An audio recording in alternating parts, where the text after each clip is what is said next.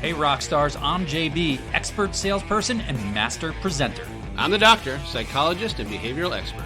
This is the Entrepreneur Mastery Lab podcast. Welcome back to the lab. I'm JB. I'm the doctor. This is your first time joining us in the EML. Welcome. Don't forget to like, subscribe, or follow. And if you are joining us as a repeat listener or viewer, thank you for catching us again. What he said. Did you click all the buttons? Did you? Oh, it's a test. Don't click them more than once, though. Right. What happens then? Make sure it's lit up when you're done. Just like us. Lit up. What are you smoking? And if you want to know if we are or anything, make sure you check us out on YouTube. So these podcast rooms do get a little bit warm. I feel like I'm hotboxing a little bit in here after a couple hours. I don't know about you. No. Okay, thank you for that. So anyways, Real Talk with Real Professionals every single week. If you've listened to us before, you probably have a sense for that. Today, you get the both of us and our good friend Victoria over here. Victoria, give us a wave. Say what's up. Hello. So I love these episodes, right? These are our quick hit episodes. These are short and to the point.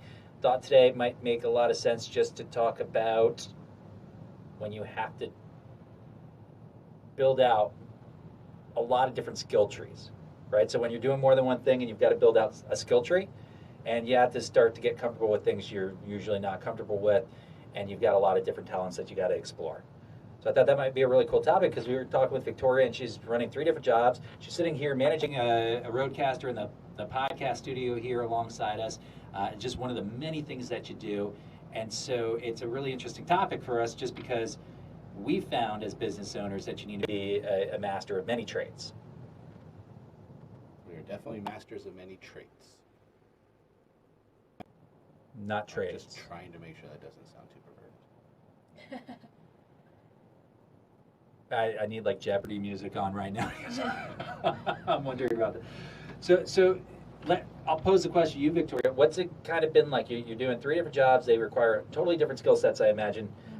What's that been like for you? It's definitely been overwhelming. All of my life has really just been school. I've always had a job on the side to be able to support myself.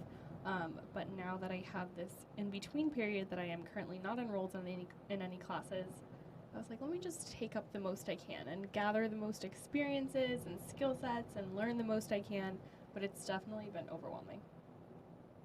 I think that's a good way to put it when you're trying to learn a bunch of new things all at once and you're juggling 1 or 2 other things at the same time. Feeling a little bit of overwhelm is pretty natural. Mm-hmm. What about you, Doc? It's fun. It does make you miss school a little bit sometimes, right? Absolutely. No, I've never missed school. It's one of those things when you're in school and you're like, oh no, another class, and then you realize, oh, class, I just have to sit here. That's not too bad. That was one of the pluses of grad school. You knew you were in the same place for at least 3 hours in a row. That's a plus. When you're running a bunch of other jobs, yeah, and you get a chance to a little relax and tune out the teachers for a while. I mean, listen to everything that they say verbatim, or tune them out and play on the computer. One of those 2. It goes to show that I had a very different experience in school than the both of you clearly did, because for me, school was a little bit of torture. Most of the time, I felt like I did my learning outside of the classroom, which is probably not ideal way to spend, your secondary education. Well, probably the difference is we were in school learning while you were in school hotboxing. Oh, well, yeah, you got me there. They're not wrong. Of course, that's grad school we're talking about. It's different, yeah.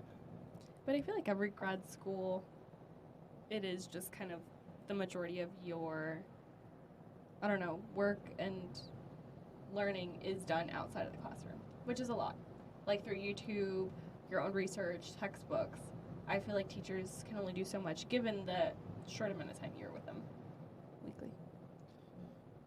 It is one of the challenges. I was actually having this conversation. I work with a lot of college-age students. And one of the drawbacks we seem to find a lot of times is you have to pick a major right away. And you don't really know what you want to do when you're just getting out of high school, going into college, and that's a lot of pressure to pick. And then they make you take classes very specific to something you don't really know about yet, without any kind of exploration, right? You don't get to try to find yourself and that would be a much better idea for a lot of the colleges. Look at you a little explorer, and then they feel like they're stuck on these majors. We've had a few that we've actually got them to change their majors much happier now, but they feel like once they commit to something that they're kind of stuck doing that. And then that idea is once they're stuck doing that, then they're stuck doing that for the rest of their lives. And we know that's not the case, as many of us can attest to. But yeah, it's one of the challenges we see at school, and we're seeing a lot of this outside learning and less inside because they're not really actually attending to what are the most benefits for the students these days. Don't most universities now, though, have like an exploratory major, which is like a temporary time that you are taking a bunch of different classes? Some are starting to enlist that, not all. And the other challenge I see with this, I know we're off on a totally different subject at this point, but is the parents, right? Like this convincing your parents that we want an exploratory time where we can find ourselves a little bit. And as you know, parents are like, no, you have to pick a topic, because they're very old school thinking, a lot of them. Yep. And that's some of the challenges that we see. Not necessarily picking a topic, it's picking the topic they want you to pick, too. There's that also. Yeah, there is that. So if you listen to other podcasts recently, might be after or before, we had this topic, right, JB, of parents maybe being disappointed by not going in the medical field and going English? Yeah, we might have. But, that's a great story. Important. Victoria, you said it. I went to Penn State, huge school. They had what was called Division of Undergraduate Studies, which was, I don't know what I want to do. So technically, I went into school without a particular major, and I thought I was smart. Turns out I've learned over the years I'm not that smart, but I thought I was smart. And so I was going to become an astrophysicist because I wanted to be an astronaut. I'm like one of those kids that want to be an astronaut, and then I said, okay, well, I'm not just going to keep that dream alive as a kid. I'm going to go through like a big chunk of my life and try to hold to that dream. FYI, I never made it to space or to become an astronaut, but thought I would go into astrophysics. Ended up going into DUS, undergraduate studies, which is just broad. It could be anything, to explore. Turns out, at least, when I was going to school, explore just meant you had to take all the basic classes anyway, so I don't know there was that much exploration. But I did have that experience in school, and funny enough, I went from astrophysics. I decided I didn't like that. That's way too much math. If anybody's taken any physics-based curricula in secondary education, it's a lot of math. And I decided I didn't like that, so I thought I'd become an accounting major. And I realized really quickly that I was still doing math every day and said, okay, that's not going to be it. I have to actually graduate here at some point, so I'll become an English major. But funny enough, people would always ask me, well, what are you going to be, an English teacher? And I knew in school I was never going to be an English teacher. I was getting an English major just to get the degree, because to me, the piece of paper was more important than anything else. And I think that's, unless you're going to be doing something very technical nowadays, that's probably what undergraduate provides you. It's just the piece of paper to get your foot in the door if you're trying to get into the corporate world or build some credibility at a young age. Yeah, I think we're going to see less and less importance, as we're already starting to see a little bit, on the idea of college as we go along, because there is a lot of specific ways to get trained in things that are more relevant to the areas of subject, and that also gives you also a chance to kind of get some different, experiences to kind of see what you want, which is really the idea, right? Even when I started grad school, it was you could take a track, child, medical, health. I didn't know which one I wanted to go because I've never worked in any of them. So I stayed basic or general, I guess they call it, and I got three widely different experiences throughout my training. 3 different areas. Got to work in a hospital. I got to work in a center for health, for TBIs. I got to work with the family violence program.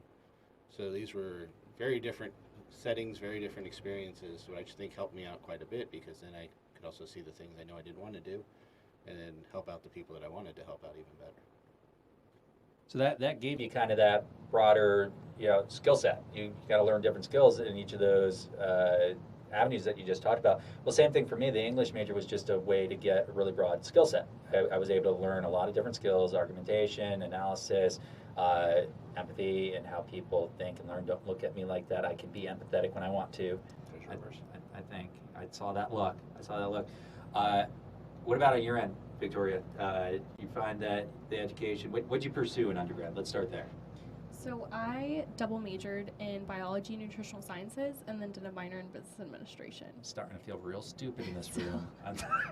I always knew I wanted to, so throughout high school, in the beginning, I wanted to be an elasmobranchiologist, which is someone who studies marine animals that are cartilage-based, so sharks, skates, and rays. I was obsessed with sharks, obsessed with Shark Week. And then as soon as I started studying the human body, late high school is when I fell in love with the human body and was like, all right, now I'm going to go into the medical field. And then, so since then, I went into college with the science in mind. I never really had that period of time where I didn't know and to explore kind of thing. But over time, I ended up picking up more. I had come into college with so many credits already, doing dual enrollment over here, where you can also enroll in your community college and get those credits for free, that I was able to finish my degree in 2 years. And I wanted to take my time. I was in no rush, especially knowing in the medical fields, the pressures, the stress, the hecticness. I wanted to enjoy my time in college. So I ended up picking up nutritional sciences as I started learning, myself, getting into college and being on my own, and all right, how I need to eat, how I need to feel with what I'm eating, etc., and going to the gym. So that kind of helped me there. And then business administration, I had always loved business. I think I would excel very well in business. The only reason why I don't pursue it full time is I feel I wouldn't be completely fulfilled, completely lacking the medical field. But I always had it as something on the side. And a lot of people always critique me for getting the business administration minor. They're like, oh, if you're not going to be admin at a hospital, why'd you do it? I was like, I took a finance class, I took a marketing class, I took so many things that are just so valuable to life in general.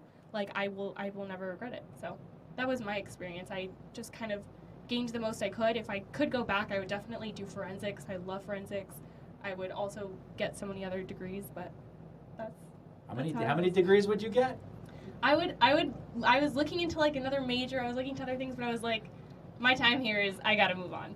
Well, and I think that brings up a good point too. But the only way you get exposed to some of those other things is if you pick up another major or a minor, and they don't give a lot of aspects or a lot of room to take in any kind of electives that you want. So you can experience these other things, and then they encourage you to do an internship again inside that same field that you're looking for. So now you're getting experience, which is a plus because at least you're getting experience and you're getting exposed to that field before you're out there to see if you actually like it. But again, that's usually towards the end. So by the time you decide you don't like it, you're kind of stuck in that same position. So I challenge people just to kind of explore. Don't be afraid to explore. Not just school, but the world. Because you can see there's a lot of different ways to do a lot of different things out there, and you don't have to figure it all out that soon. But it's not wasted. 100%. You take from everything you do, and I think knowing at such a young age the commitment I had in front of me, going to medical school and going through residency, etc., I was super okay with taking my time, and anything I had any interest in, let me explore it now and take the time now and see the opportunities or what I can learn from it now. And then once my time is right for me to go to medical school, go to residency, and settle down, that'll be my commitment. I won't really have these opportunities that I do have now. So now I have this time, I have all these resources available to me, let me just take in the most I can. I'm in a room with two people who really enjoyed school, I feel like. And I just don't know that was ever my experience. I got through school because I felt like I had to get through school, but all I wanted to do was actually start doing. Right? I figured the learning would come as I was doing, and that was just a different way of learning that I think worked really well for me. But I think what's interesting here today is you talked about double majoring, you talked about all this exposure to the business side, finance, marketing, so on and so forth, and now you've got these great intersections of medical and business that you can really explore and do something with, because to your point, Doc, we don't need to be in this situation where it's like, hey, I am doing this. I'm going to be a doctor and that's what I'm going to be.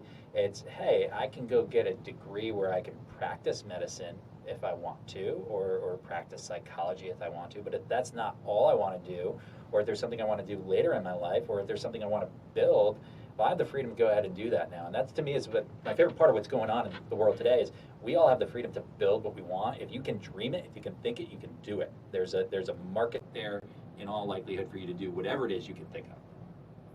And I don't know if I'd say that I enjoyed school. I think I went to a different world, right? So I was in the hospitality world for quite a while before I went back to school. So I came in as a senior adult compared to the rest of the students that were in there. As they reminded me a lot of times. So I was experiencing it from a different sense. So it was like a respite for me, right? Because I was also still working while I was in grad school, because mortgages still need to be paid and those things still have to happen. So I enjoyed it as a respite, as a chance to kind of relax a little bit, but also get that education. So it was definitely seen in a different way that maybe someone who's just entering, or like yourself, was kind of just there nonstop and went to high school, went to college. And I got to use my real world experience, which I think helped me immensely in a lot of ways in a lot of the classes, because I was able to take real life experiences and put them to the things that other people in the class were really just seeing only from a book. So there's more than one ways to do this, and it is, all these skills were useful. And I think that's what we originally started with this podcast, is like, how do we use all these different areas of that we've learned in life and kind of make them most beneficial for us when we're having to do a lot of different things at one time. We pull on from all these experiences. I don't know that we ever actually followed the track that I started with when I launched this episode, but I also said it was going to be a quick hit episode, and we've been going on for a while here, so it's okay. I've been enjoying kind of the conversation. Well, I think you made a perfect example, right? We stayed on track of showing how we easily get off track, and it's still okay. What he said, folks. It's all relative. Any other thoughts on staying on track? I've got nothing. That's about right. I'm just still intimidated by like the two brains in the room. I'm just here for the pretty face. He is a cover art. Yes, that's right.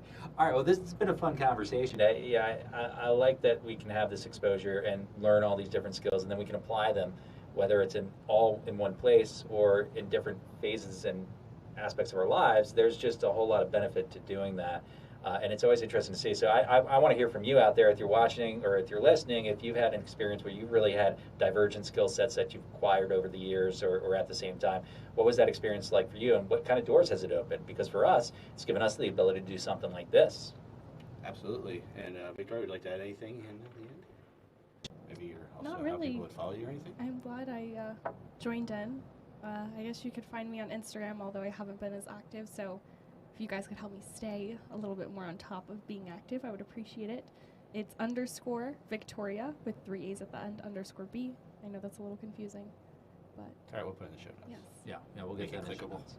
We're good at holding people accountable, by the way. That's kind of part of what we do anyway, so we got you. I need it. Wonderful, we got your back. And that just shows that we can do a lot of things and figure out, you don't have to hit them all perfectly all the time.